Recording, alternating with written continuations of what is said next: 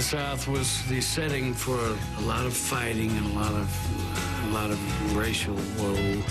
Southern here's some music, something positive, something good, and it's something that Southerners could be proud of. Southern rock is like saying rock. The rock and roll was born in the South. It's rock, it's rhythm and blues, it's country, it's jazz, gospel. You know, it's gospel influence. When you trace the roots, you'll find it's all got a Southern accent to it. Every dead blame bit of it. In song and story, the South has been praised for generations.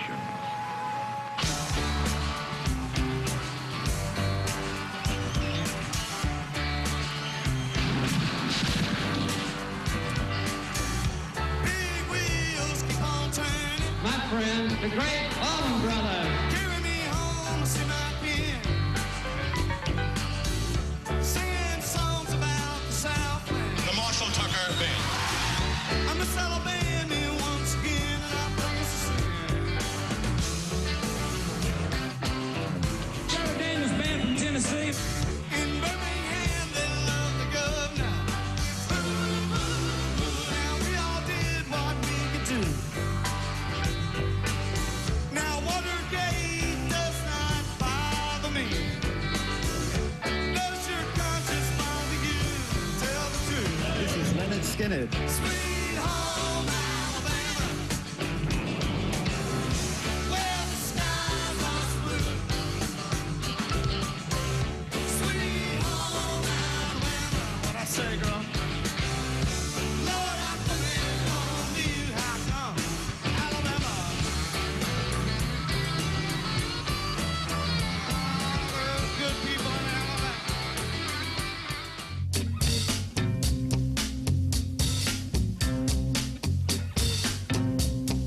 Mustang Sally.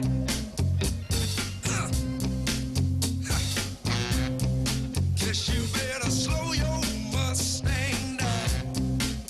Oh, Lord. What I said now.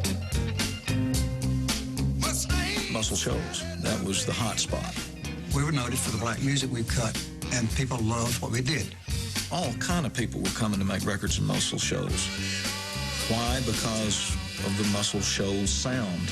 Oh, guess I have to put your flat feet on the ground. What I said now. So the Muscle Shoals sound is basically funk, R&B, a big round with a lot of bottom, a lot of bass. We call it dirt and soul. Here was these guys playing on Wilson Pickett records. Mustang Saddle, Land of a Thousand Dances, When a Man Loves a Woman, all this stuff, right? And we were all white boys. One thing you gotta realize, we come out of that period out of the 50s and 60s there when all that trouble was going on in Selma, Little Rock, Jackson, Mississippi, Oxford, Mississippi, and Birmingham, Alabama. There was no friction or problem with blacks and whites playing together in the studio. In fact, we never thought of I need somebody to help me say it one time. it. Wayne Allman came to Muscle Shoals to meet with me and wanted to be a session picker. He was a freak at that time around here because we were all wearing our Weegians and our khaki pants. I said, I don't have need for a session player. He said, well, do you mind if I stick around anyhow? I'll just pitch my pup tent out on the parking lot, and I'll just hang around. And I had never really truly met a free spirit person until I met him. We were recording Wilson Pickett, and he just showed up. Tom Dow was a great engineer from Atlantic, and Rick did a joint production on this. 1, 2, 3, 4. Back then, it was a little touchy for a black guy to go out with, say, 5 or 6 white guys to eat. And Dwayne was in a precarious situation. He had long hair. And people had long hair that went out with us, got worse looks than the black guys. And so the two of them stayed back, and that's when Dwayne talked him into doing Hey Jude. He started playing the guitar. Hey Jude, don't make it bad. Pickett started working with him on the guitar, and it started sounding better and better, and so Pickett got enthused and started getting into it more. I don't have to tell you how much fun we had on this. We started running the tune down, and Dwayne had this little guitar riff. Starting on the vamp, we hit an incredible groove. Here we go. Get ready, Allman Brothers. It was the record, I mean, the little lick.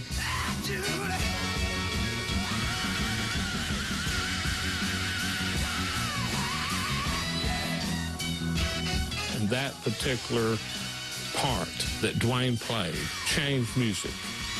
It changed music to the point that Southern rock was introduced. When I sent Wexler the record of Hey Jude on Wilson Pickett, he called me back on the phone with his heavy New York Jewish accent. He said, Rick, a stroke of genius. Of course, it was Dwayne's idea, but I took credit for it.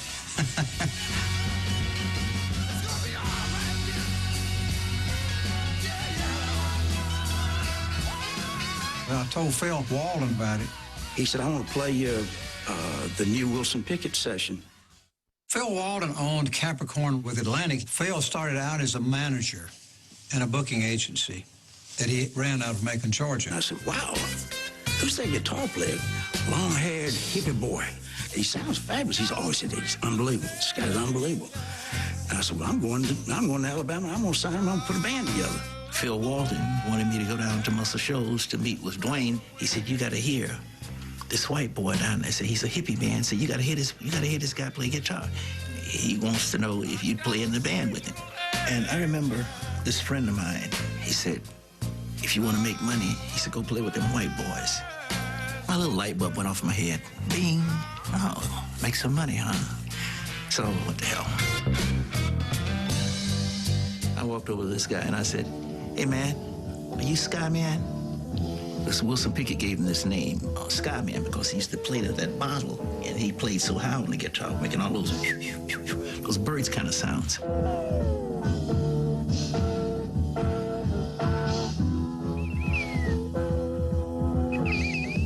You're J. Johnny Johnson. I said, yep. From that day on, it was what it was. Dwayne came to me. He said, I need to ride around and jam with some people and play and see who's out there and see who thinks like I think and come up with something. And he goes in, you little punk. Dwayne walked to the door and said, okay, anybody in this room not going to play in my band, you got to fight your way out of here.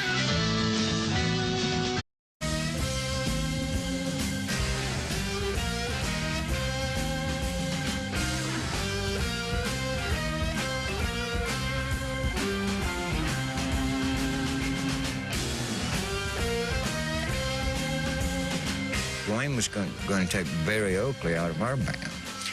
And so it was going to be J-Mo and Barry Oakley and Dwayne. Dwayne would be sitting in with us a lot, and he and I were making this magic, just right off the cuff.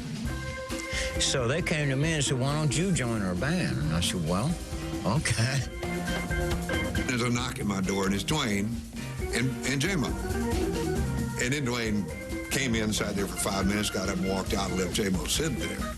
And he's just sitting there like this, giant muscles and a tank top on and his bare tooth claw thing around his neck. And I'm going, damn, a militant, he's going to kill me. We've been 35 years, the best friend I have in the world. So Truck showed up. And as soon as he got up with me and Dwayne and Barry and Jay, all of a sudden we're starting to see a band.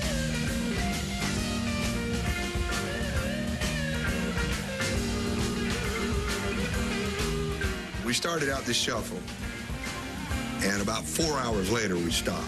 There was a lot of freedom and stuff in what we were doing. I'd be crying 1 minute, chill bumps the next minute. If we went in a direction that made sense, then everybody just kind of went along and supported it. It was just magic.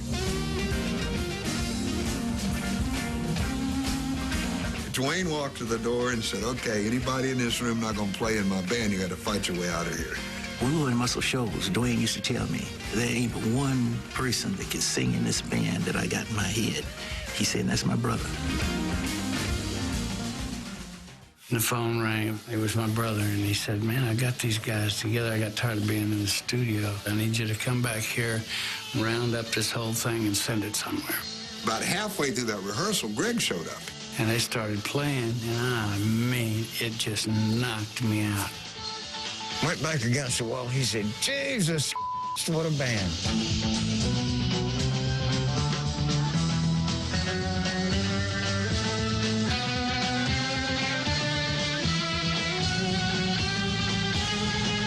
He said, what's the matter? I said, man, I don't think I can cut this. And he goes in, you little punk. He said, shut up, get behind the organ. And I just snatched some lyrics, and I did my best to sing it my best. Sometimes I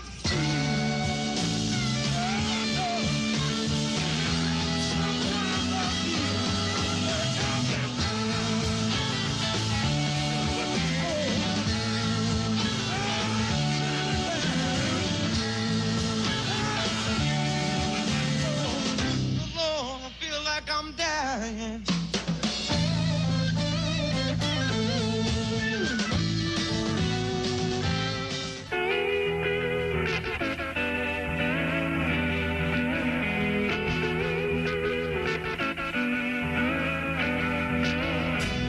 We all piled into a Ford Econoline and went to Macon, Georgia, and moved up there. We got chased out of Jacksonville finally by the law. Because we're having like 10,000 people show up each Sunday afternoon. I'm sorry, but there was some drug dealing going on, too, you know. You know, it was innocent, some acid and some pot. He finally called. He says, we got it together. Fixed us up with a place to live in Macon, and we headed that way. Moved into a two-room apartment we called the hippie crash pad. And one had 12 mattresses in it, and the other one had all our gear in it. Only furniture in it was a Coke machine full of beer. And we would get up in the morning, we'd have a little breakfast, we'd take some mushrooms, we started playing. Next thing you know, it'd be dark. We did this for about 6 straight weeks.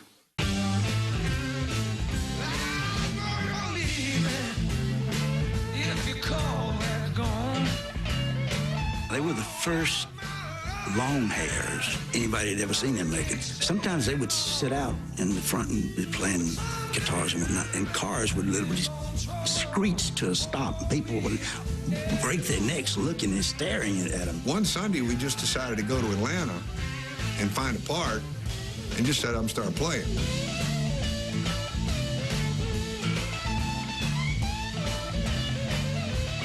An hour or two, there's 2,000 or 3,000 kids standing around, and you know, all the damn hippies were hanging out that week, and the underground newspaper called the Great Speckled Bird had discovered the new band of the revolution.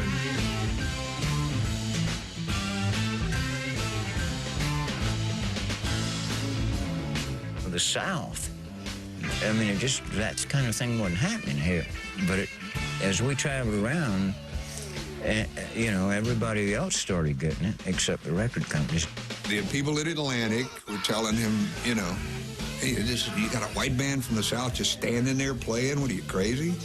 So get that kid out behind the organ, put some velvet pants on him, stick old salami down his pants, and let him jump around like Robert Plant. Maybe you got a chance. And Phil said, no, I believe in these guys. And they said, well, then you pay for it. I mortgaged everything for this thing. I believed in it that much. They never would have spent the money that I spent over that next 2 years. I had several $100,000 in it. We're talking about late 60s, early 70s money. That's like millions of dollars today, and it was unheard of.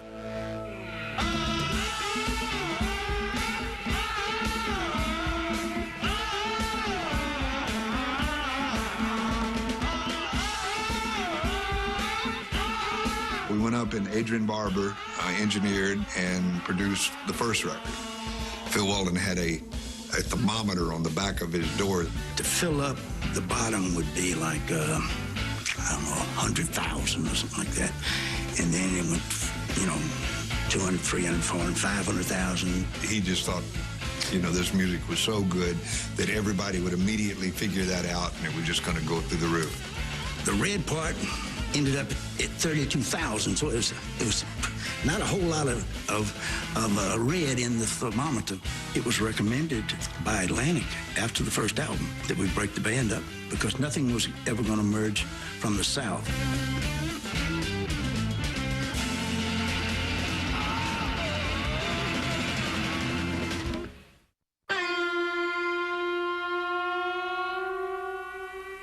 By this time, we were making a little money, and so we rented this little farm. So there was so much traffic in and out of there, you know, with friends and musicians and everything. We started laughably calling it Idlewilde South after Idlewilde Airport in New York. We were rehearsing for Idlewilde South, and Tom's out front saying, "Who the hell is that?" And Phil said, "That's the Allman Brothers." He said, "Get them out of there and get them in the studio right now. They're ready. They are ready to go. We need to get the criteria in Miami," so that's what we did.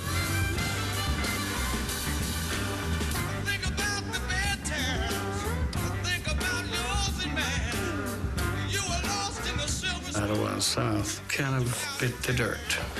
And we didn't really get discouraged.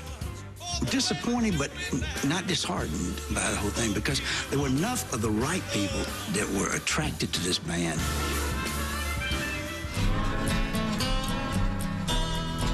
We were down there playing.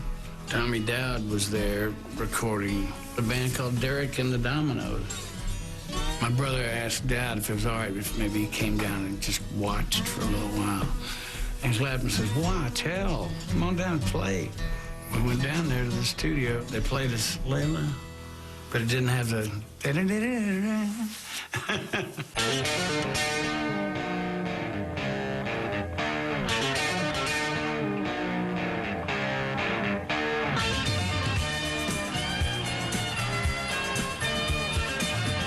Layla was Tom Dowd knowing that Eric needed some help. They were floundering around down there with all this music, but they had no spark. In walks Dwayne Allman, and he set fire to those guys. And Eric Clapton was calling him the greatest guitar player in the world, and he was the guy. It was just all about brilliant, tasty playing.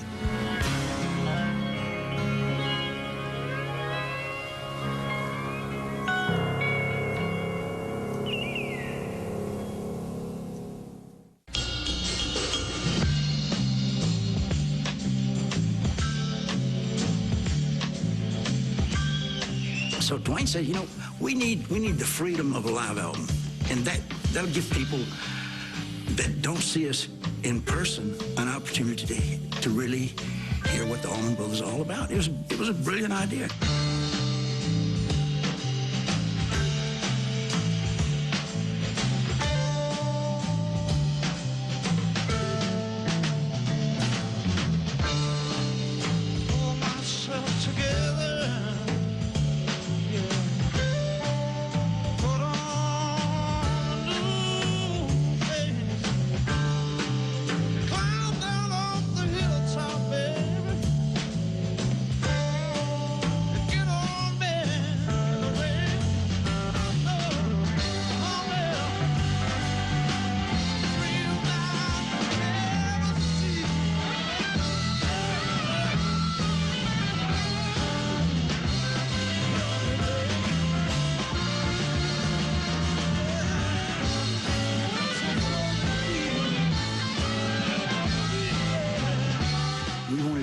A double LP.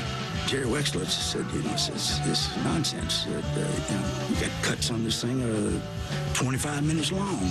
You've got to edit this thing, cut it down to a single album, and otherwise we're not going to put it out. And I said, now let me tell you the other part of this thing. I said, you know, our image is that this is the people's band. Music is for the people, and therefore, we want to make this specially priced. He said, specially priced? What do you mean? I said, we want to sell it for $6.98. He said, you are crazy.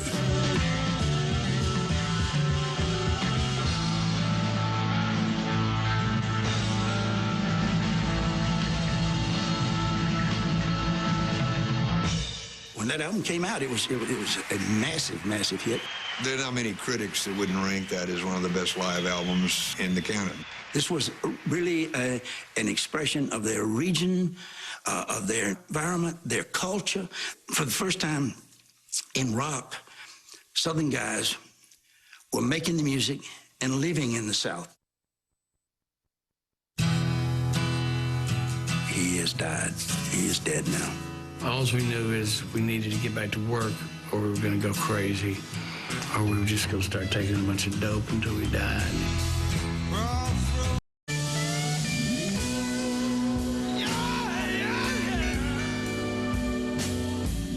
We had a little time off from the road. And I was in a nightclub somewhere jamming. This guy walked over and said, we have an emergency phone call for you at the telephone station. And it was Carolyn. And she said, I've got some bad news for you. Dwayne was in an accident on his motorcycle, and they had him in surgery for several hours. And they would bring him around partially, but he has died. He is dead now.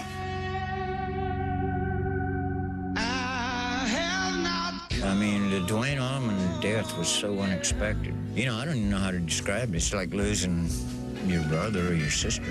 He always looked out for me, and believe me, I felt it when he died. You know, I felt it like my crutch broke, you know, and that further pisses you off at yourself, and it further makes you look like just some kind of weakling. And you don't realize how much you're leaning on people until they die. Death is just so final.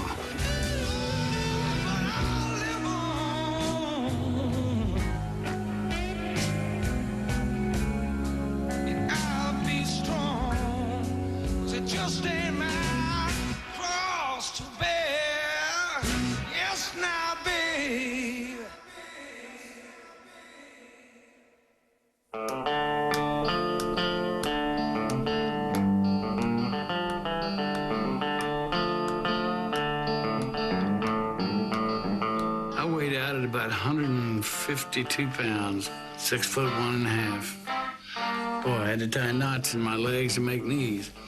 I was in pretty bad shape. We all were. We kind of all just stumbled around in the dark there for a while. We were going to take 6 months off and just kind of regroup, but after about 6 weeks, we started going nuts. All we knew is we needed to get back to work, or we were going to go crazy, or we were just going to start taking a bunch of dope until we died. They went out and they played Hofstra, I believe, on Long Island the first night.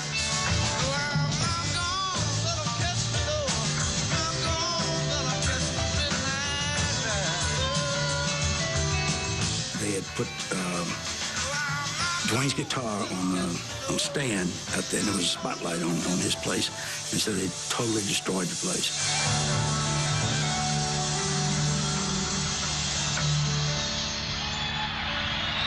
You know, all our friends was encouraging us, you know, you guys just have a great band, and of course Atlantic Records didn't think so. They let us go. Son of a bitch. I don't ever remember anybody doubting whether they would go on or not.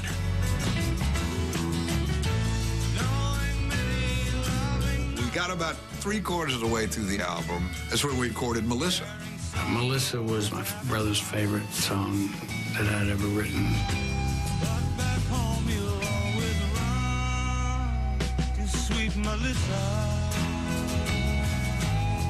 And initially the album was called Eat a Peach for Peace, and then we dropped the For Peace. And if you look on the record, it still says dedicated to a brother, and it'll say Eat a Peach and then For Peace. He named the thing because it was during Vietnam, right? Dwayne was being interviewed. He was asked, what are you doing for the revolution? Dwayne said, revolution? I said, man, there ain't no revolution. It's all evolution. Times are changing. That's what it's all about. And he said, I'll tell you what I do for peace. You can't print this probably. He says, I eat a peach for peace. Two-legged Georgia kind. Warner Brothers picked us up, and we had the biggest record we ever had.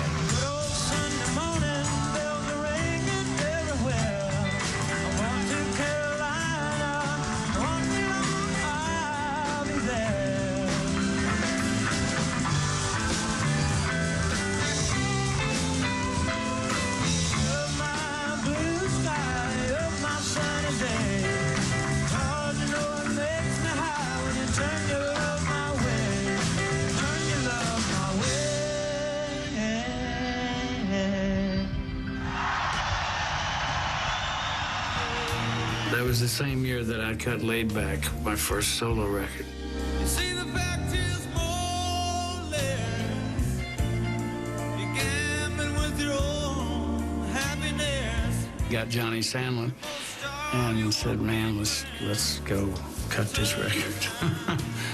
Johnny called me and said, would you like to play on Greg's record? Yeah, I was unemployed at the time. So I told the other guys in the band about it. I said, you know, there's this guy down here that really plays his piano.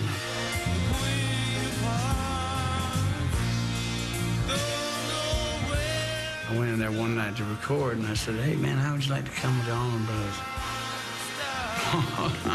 He's just taking a big drink of coffee. I thought he was going to choke on it. We're still kind of finishing Greg's record and then starting a new record with the Allmans. And we had gotten a week into the sessions when Barry Oakley had his untimely, unfortunate accident. He ran into the side of a bus on his motorcycle, and I don't think he was wearing a helmet. And he said, you know, I'm fine, I'm gonna go home. And then he started having really bad headaches, and they took him to the hospital, and he died. The only thing that helped us with that is we could kind of see it coming, because Oakley just couldn't get over losing his buddy. And so we kind of see Oakley going downhill with the, you know, just grief and booze and drugs. By this point, I'm sitting, I'm thinking, oh God, I better make my will because I'm gonna be next. By that time, we're so damn tough, we just said, you know, there's so many people that want to see us play, you know. Let's keep going. We sat down, we had some meetings, and we discussed bass players. Lamar was the first person that I suggested, and Lamar and I grew up together. So we carried on with Lamar, and we finished the record, and then prepared to go out on tour. Some particular critic was doing an article on the Allman Brothers, and it said Phil Walden should be credited for being very clever in having an integrated band from the South. I said, you know what? There are two black guys in that band. I never thought about it.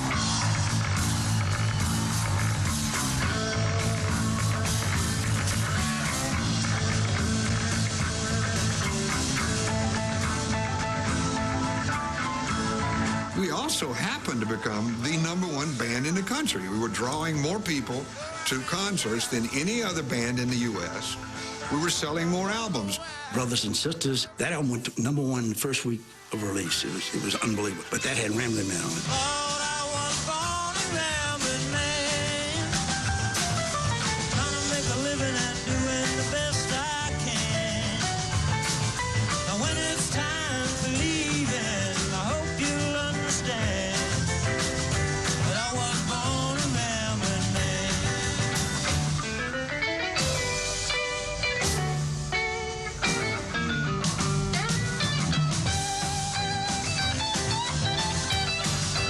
I got an old buddy down here, this old cowboy, and he would say, well, Dookie, how you doing? Playing your music and doing the best you can, I guess, you know, an old cowboy. And I always, that line stuck in my head. We're at the end of the album, and he said, we need one more song. So I said, well, I got this song. I said, I think it's too country. I was going to, you know, pitch it in Nashville. And then all of a sudden, it's a smash hit. And now all of a sudden, that's Southern rock. We were riding high.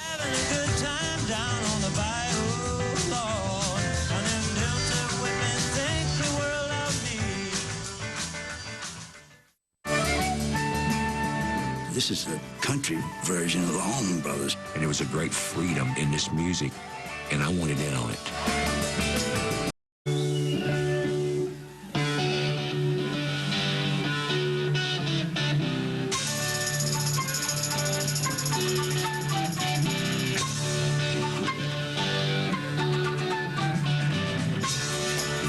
Bands that were trying to get signed would play Grant's, and then we'd all go down there and watch him. And it was just a little hole in the wall, an R&B kind of lounge. There was a band from South Carolina, came down and auditioned. Take the highway. Lord knows I've been gone too long. Kind of sad day, yeah. One day I'll turn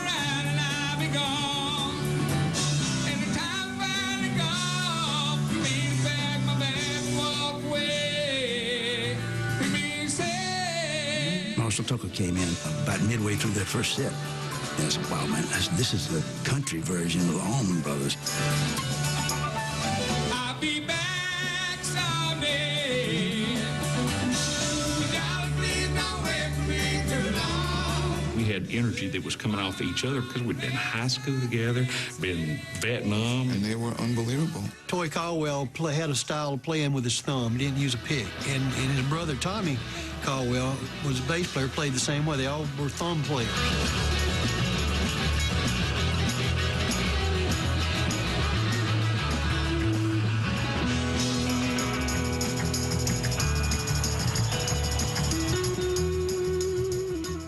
The drummer played like nobody we had ever heard before. I mean, it was just really amazing.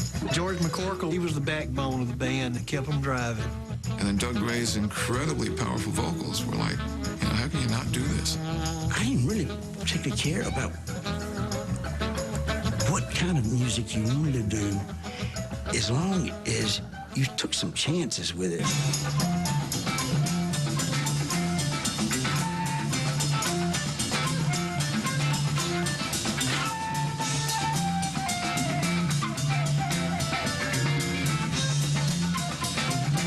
We did improvise a lot, and we were on the edge of jazz. Capricorn was crazy about the group, and they said, Hornsby, why don't you take the group in there and work with them? Bought a big hoop of cheese and a lot of saltine crackers and a lot of beer and a lot of Jack Daniels. We put everything we had into this album.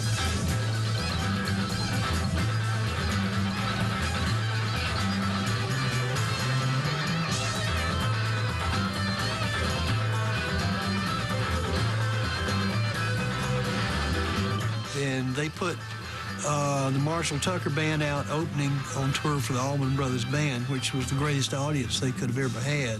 So with the release of that album and the great audience exposure they had, the record was a hit. Can't you see? Oh, Lord, can't you see what that woman was she planning on me? Can't you see? Can't you see?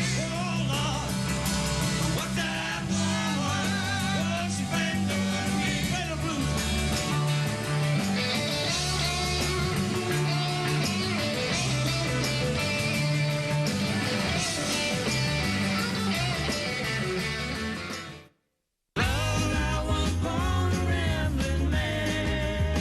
Have a Saturday night in Macon on the turntable in your own living room with the Allman Brothers Band, Brothers and Sisters, and the Marshall Tucker Band.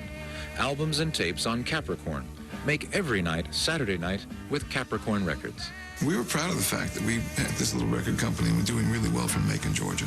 They had all the racial crap that went on and bad feelings, and suddenly here's some music, something positive, something good, and it's something that Southerners could be proud of. We got to befriend Jimmy Carter, and he came to see us because he thought we were doing a lot for the state. So we all thought, wow, this is cool. Our governor is coming down here to hear us play. There was a lot of other great artists that wound up being on the scene. Bonnie Bramlett, for instance. Wet Willie was hanging around. Dr. John was up there rehearsing in another little spot. Eric Clapton would come to town quite often. People like Hank Williams Jr., Charlie Daniels would come into the studio and record there because of the vibe that was there in the studio. Charlie and I struck up a good friendship, and he said, man, how'd you like to produce my next album? So I went to hear his band play in Tuscaloosa the first time I'd heard them, and they were heavily Allman Brothers influenced.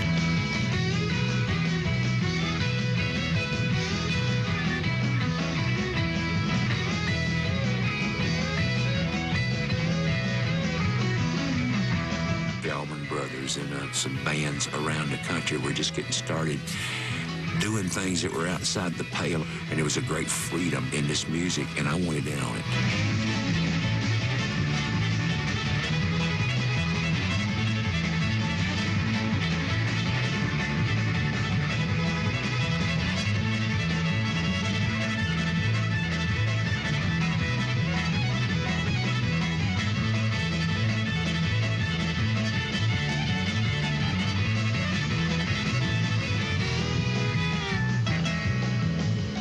songs were finished. The only thing left was this little fiddle boogie song.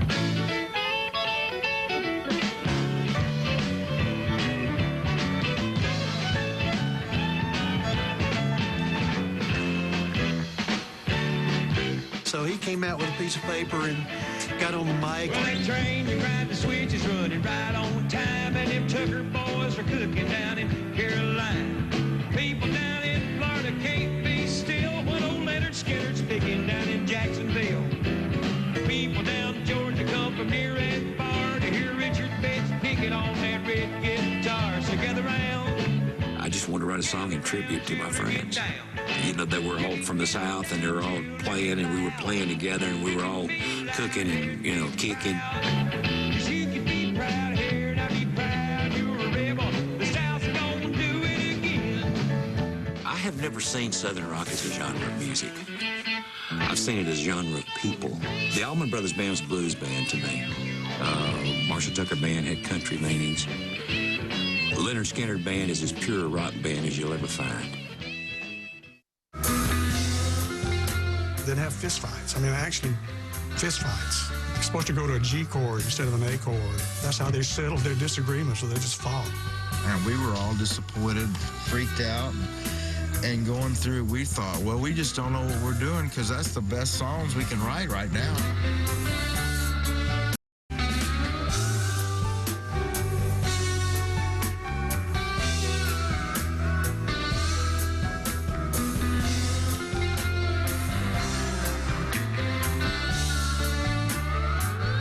I thought if I could find a great three-chord rock and roll band, that I could probably make $1 gazillion.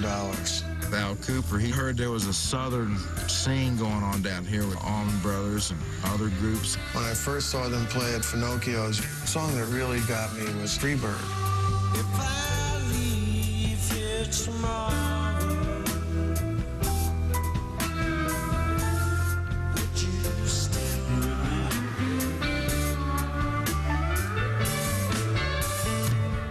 I just saw every young kid in America hearing that song and putting their head down like that and running right into the wall.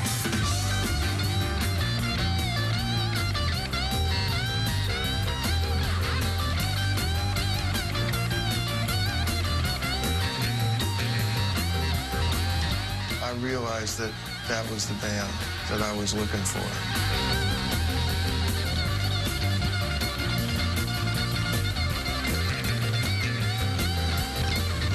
The interesting thing was that Capricorn Records, which was the only alternative for a Southern band at the time, was owned by Phil Walden. And his younger brother, Alan Walden, was managing this band. Alan wanted Lynyrd Skynyrd on Capricorn, but it wasn't going to happen. And we continued our career, not really making it, but just still starving, paying dues and stuff. 7 years of hard love coming down on me from the Florida border, yes, up in Nashville, Tennessee. I started thinking maybe I should start a record label as an alternative to Capricorn.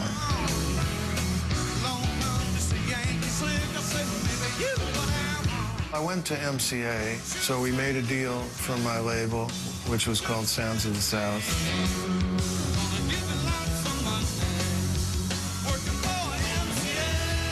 Ronnie Van Zant called me up.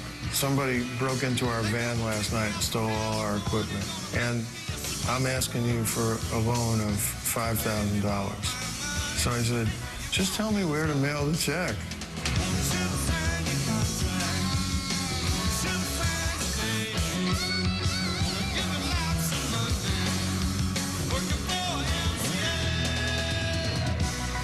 He said, let me tell you something. He says, you just bought yourself a band for $5,000.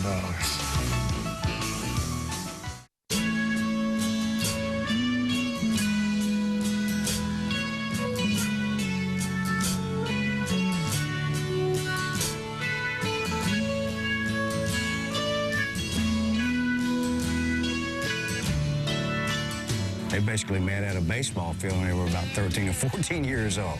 It was Alan and Gary on guitars, and Leon on bass, Bob Burns on drums, and Ronnie on lead vocals.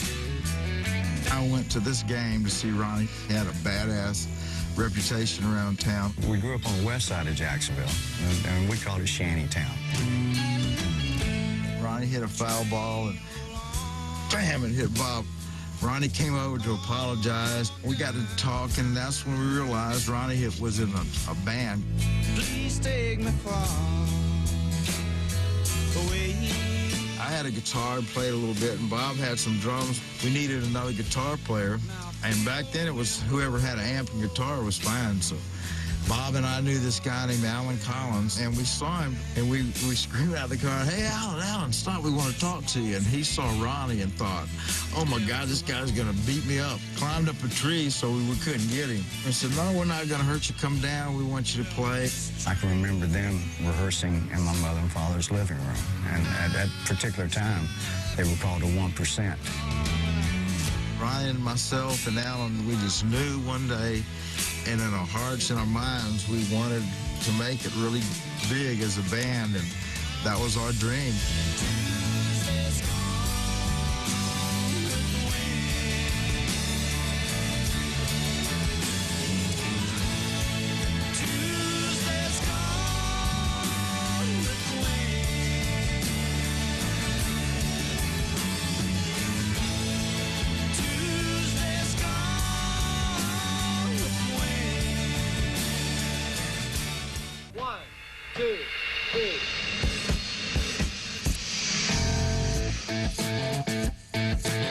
When we formed Shoals Sound Studios, Alan came up and he wanted to present Skynyrd to us.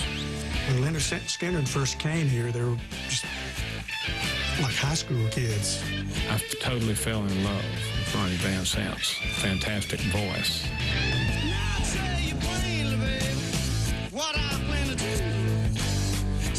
Alan Collins and Gary Rossington, they were doing solos that were twins. We signed them just because I fell in love with those three guys.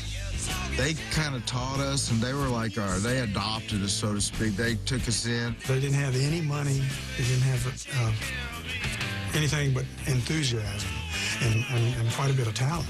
They taught us how to record. We'd never been in a studio, so we didn't really know anything about it. They'd have fist fights. I mean, actually, fist fights. You're supposed to go to a G chord instead of an A chord. That's how they settled their disagreements, so they just fought. Wound up producing 17 songs on them. That's where we recorded our very first album. We had 9-minute songs, like Freebird. And one thing I would not do is edit them. He went out to L.A. to play it for all these record executives, Capitol and MCA. And so I got turned down by every label in the industry.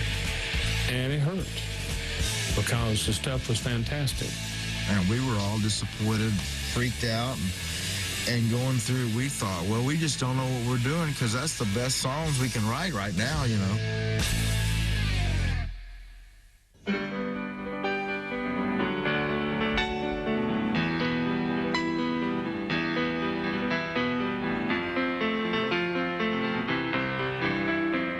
I was a roadie for the band, and they all went to play piano.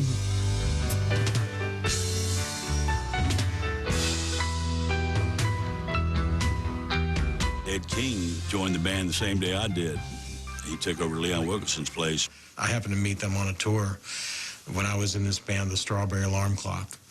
And Ronnie called me up and said, "Our bass player quit. We'd like you to join the band as a bass player."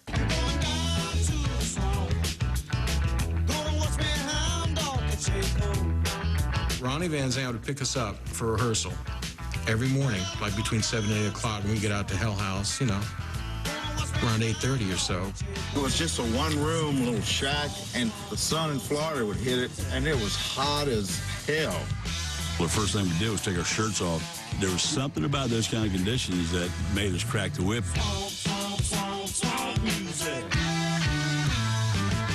We would rehearse day after day, hour after hour, and just tried really hard, and we were writing a lot of tunes. Just the ideas would flow being out there in the middle of the boondocks, and the unity at the Hell House was probably the tightest that it ever has been since I've been in the band.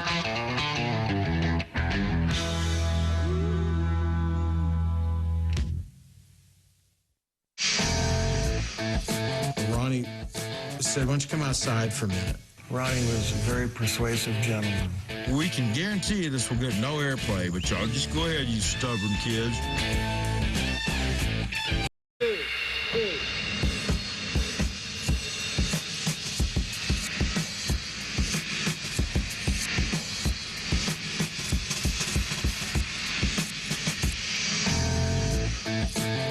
They had made 3/4 of an album in Muscle Shoals. We had these songs that we'd done on that other album.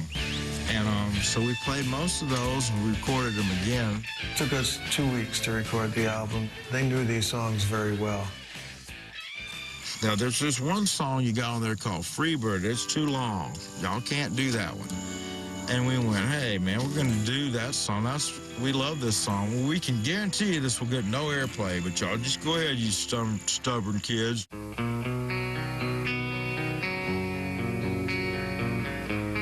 We needed one more song for the first Skynyrd record, so we went up and recorded Simple Man. Cooper said, you guys aren't going to record that. Don't like it.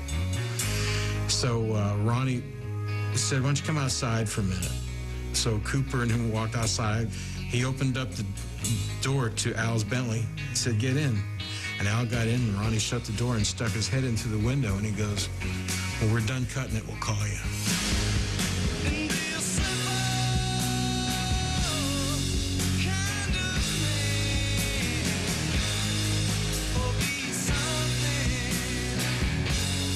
I have to say they would pretty much get their way. Ronnie was a very persuasive gentleman. The reason it was called Pronounced was because people would see the name and they didn't know how to pronounce that. With all the Y's, it didn't look like Lynyrd Skynyrd. It just looked like Lynyrd Skynyrd. I went to them and I begged them to change their name. And of course they wouldn't do that.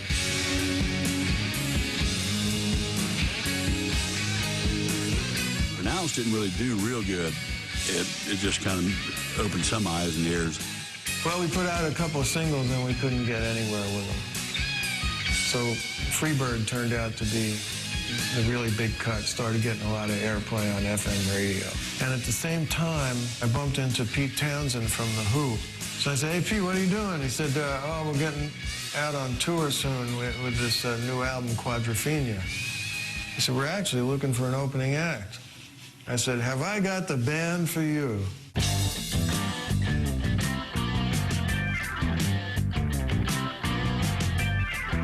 we went on tour, and our first gig was the Cow Palace in San Francisco with Bill Graham and The Who, and there was 22,000 people there.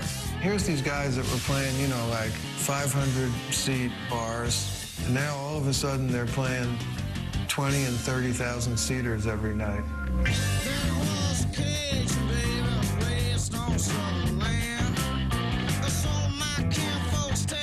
And that's when we started drinking.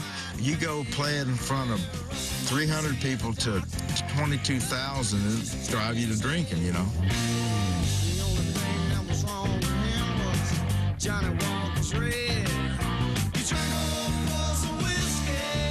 They picked up a lot of the bad habits from him. Ronnie would come in and he'd have a Jack Daniels bottle, and he just emptied it in the back of the TV, it'd blow up, catch on fire, and out the window it would go into the swimming pool.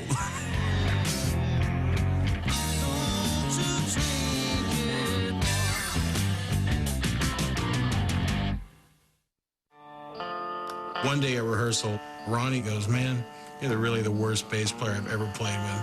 He said, we're going to get Leon back in the band, and we're going to switch you over to guitar. Then the next day we started rehearsals again, 8 o'clock in the morning out to Hell House.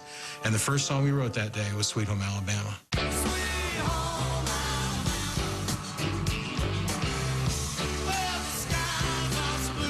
At the time, George Wallace was running for president, and he was the governor of Alabama. He was, like, really bad racist, and we were trying to cut him down, but Ronnie liked his attitude, but not about race, but about other things. He stood the ground for the Southern man. Well, I heard Mr. Young sing about her.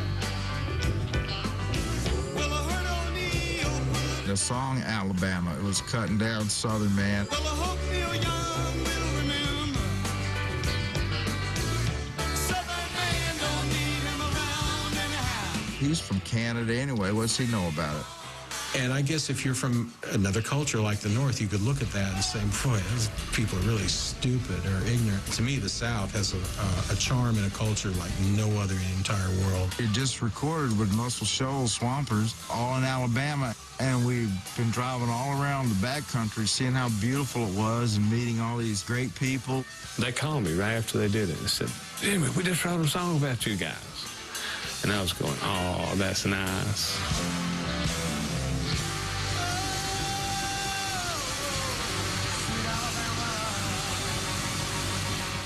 When Second Helping came out, people really caught on to Sweet Home Alabama.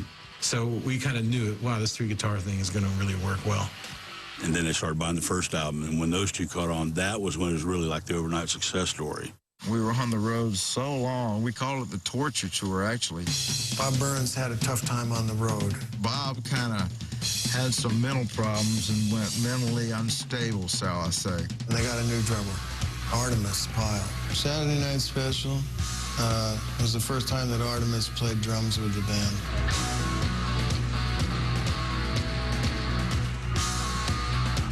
And I'm trying to show the band this thing I'm working on, this da-da, da-da, da-da, da-da. And Ronnie's over in the corner going, keep playing it, keep playing it. And he sings to me, 2 feet they come up creeping like a black cat do.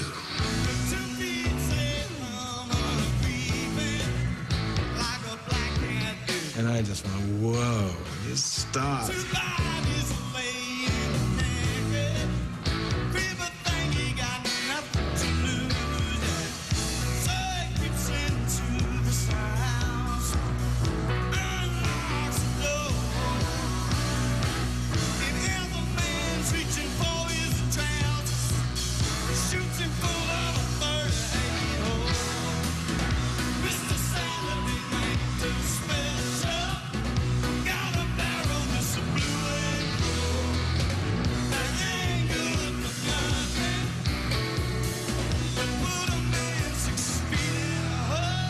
First album, after Nothing Fancy, we did was Give Me Back My Bullets.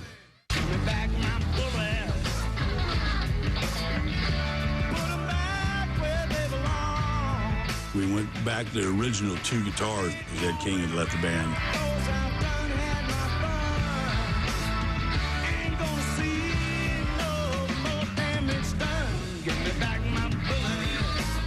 It's written about the music industry. It's about the bullets on the charts. Sweet talking of people done ran me out of town. And I drank enough of whiskey, rode a battle, slip around. That I'm leaving this game 1 step ahead of you. And you will not hear me cry, cause I do not seem to do.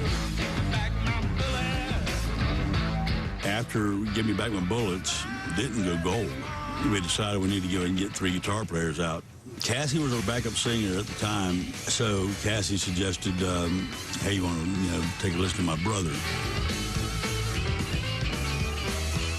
That's when we got Steve Gaines. At that time, actually, we also had just quit drinking. I'd just gotten a wreck in my car. Whiskey bottle, when it comes, oh, tree in my way. There's too much coke, too much smoke. Look what's going on inside you. Ooh, that smell. Can't you smell that smell? Ooh, that smell. The smell of that's around you. Yeah. Ronnie was hip, so that's what happens if you keep messing with stuff like that. We went and did Street Survivors. It was going to be their greatest album. And we thought it was like a brand spanking new beginning. Stuck a needle in your arm. So take another toad, have a blow for your nose. One more drink, ooh, it drown you. Ooh, that smell. Can't you smell that smell? Ooh, that smell.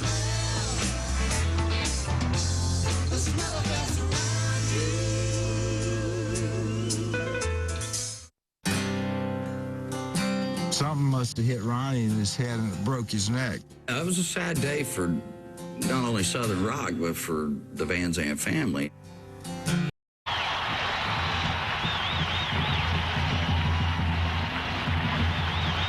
Governor Jimmy Carter.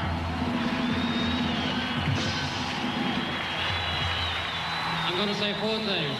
When you're running for political office, where do you go? You go to your friends. First of all, I'm running for president. He said, well, I've decided that I'm going to run for president. And I said, president of what? Secondly, I'm going to be elected. We had been through the Nixon era. The country needed somebody who would not lie. Third, this is very important. I need your help. Will you help me?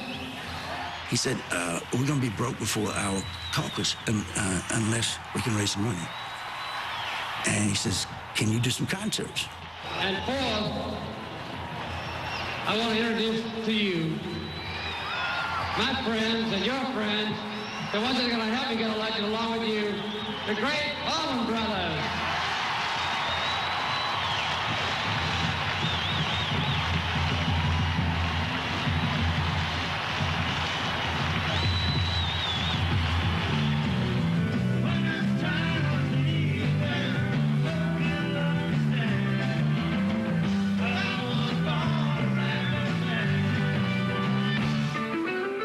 Millions of dollars, and then the government had to match that. And it was all the so-called bad boys of Southern rock and roll. Mr. Carter got their answer. Jimmy Carter came along and announced that the days of segregation were over with. That was the first governor that had ever done that in Georgia. At that time period, Jimmy Carter restored Georgia from the Dark Ages. When he asked us to help him out, we said, sure, you know, because of who he was.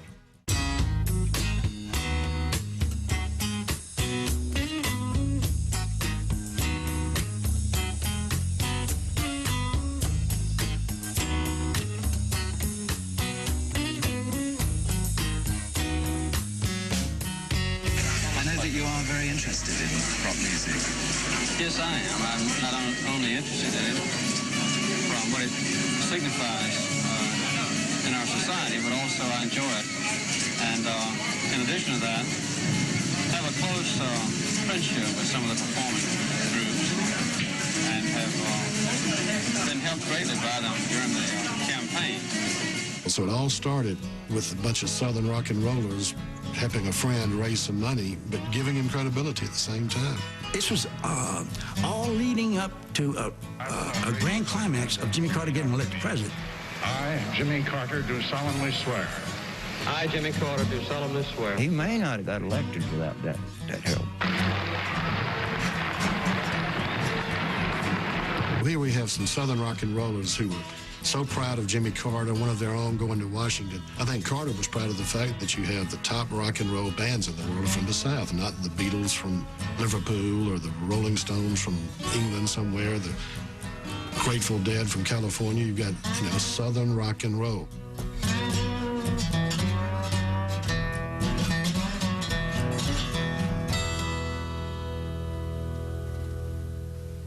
Greenville, South Carolina on the way to Baton Rouge. Something happened in the flight where it was leaking gas. We were playing poker and smoking and walking around. Nobody was buckled. Looking out the window. Co-pilot came back and said, guys, we have a problem. The trees are getting closer, it seems. We were kind of afraid because it was an old beat-up Sherman tank-like thing. Thinking about you, darling. You guys sit down and buckle up and put your head between your legs. Adding up the cost of these dreams. There was no gas, so we were just floating, you know. We heard thumping, and that was hitting the tops of the trees. You know, it was going bam, bam, bam, bam, bam, bam, bam, bam.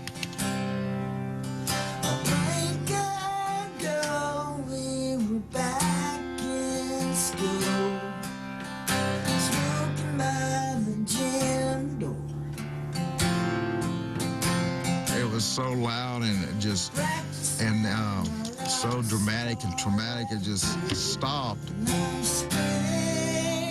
Everything that does not buckle or lock down comes forward like a bullet. So this tape players and TVs and cards and guitar cases and soup, everything came forward.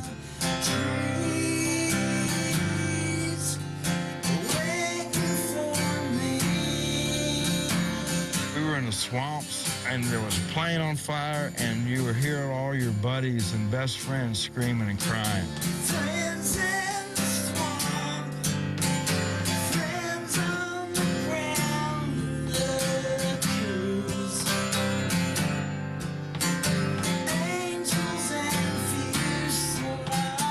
Yelling for Dean. He came over and threw that door off for me.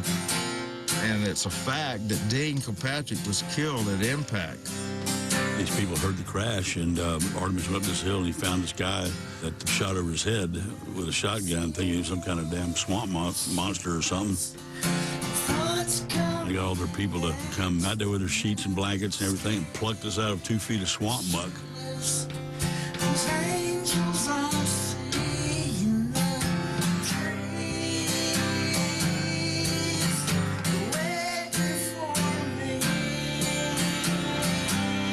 Something must have hit Ronnie in his head and it broke his neck. I knew that Ronnie was gone, and I knew that Steve was gone, because I knew where they were sitting. And I wasn't sure about Cassie until I saw her later. Me and Ronnie and Alan and Dean and Cassie were all up front, all together. And they all died, and Alan and I didn't up there, and we always wondered why we were not, you know, God, it just wasn't our time. Ronnie, Steve, Cassie, and Dean would want us to carry this music on.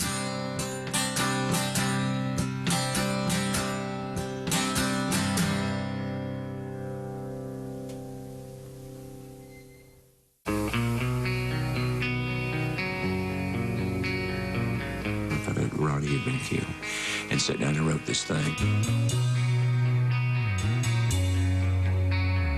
And it was the way I viewed my relationship with Ronnie, and that we had spent late nights together, and that we had traveled miles together, that we were friends.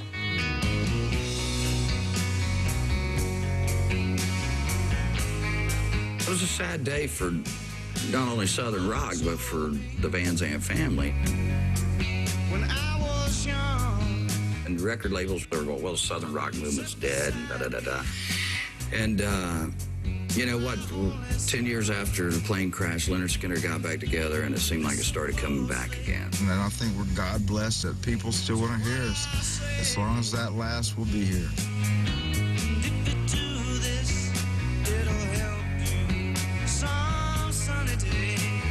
I think it's actually ventured into the country market. You know, you got Montgomery Gentry, you got Gretchen Wilson, you got Big and Rich. Southern rock influenced country as it is today more than it ever has. And I tell you what, the country players, they don't mind telling you. Well, take your time. Don't live too fast.